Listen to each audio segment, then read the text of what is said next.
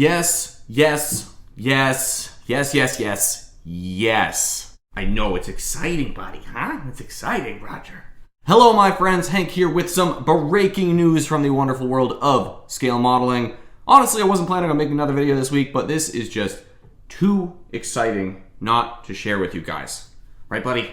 Long story short, Tamiya's done it again. And oh my, I am so excited. So the Nuremburg Toy Fair is this week, and as the name suggests, it's basically just a big international convention for toy and hobby manufacturers to show off the big products that they've got coming up for the new year. Tamiya's always there with the booth. They had a bunch of new kits to show off last year, and they certainly did not disappoint this time around either. Now, you can check out the full lineup of new stuff that they announced at the festival over on their Instagram, but there is one kit in particular that we're going to take a peek at today. Sometimes I honestly feel like the designers over there might just think, what is Hank going to freak out about? And then they do that. Okay, I'm kidding, of course, but look at this. Just announced, hot off the presses, new Tamiya 135 scale figure kit, 135 scale German machine gun team mid-World War II. This is gorgeous. All new tooling, we're getting 5 figures, 2 machine guns.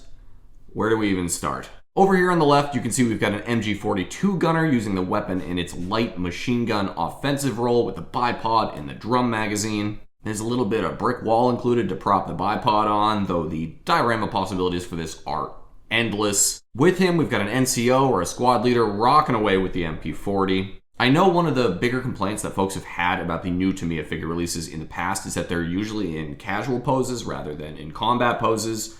Well, I guess that is not the case anymore. Beyond our MG42 team, we've got this guy back here running ammo. He's got his Kar 98 slung over his shoulder. Very nice. And then here, this big pile, we've got the MG34 in all its glory being used in the heavy defensive machine gun role on the Lafette mount. Yes, Lafette mount. We're getting a Lafette mount. Woo!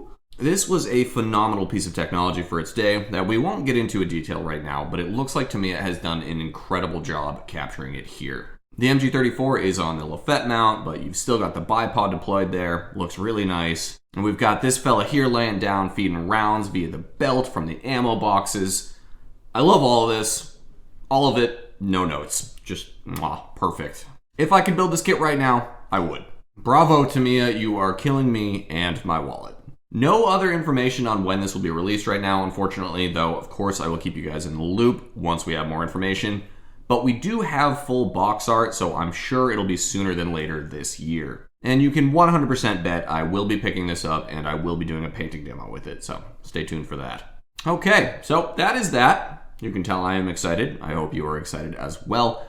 Thank you for tuning in and listening to me freak out for a moment there. If you do feel the urgent need to paint up a German machine gunner right now, you can check out this video right here.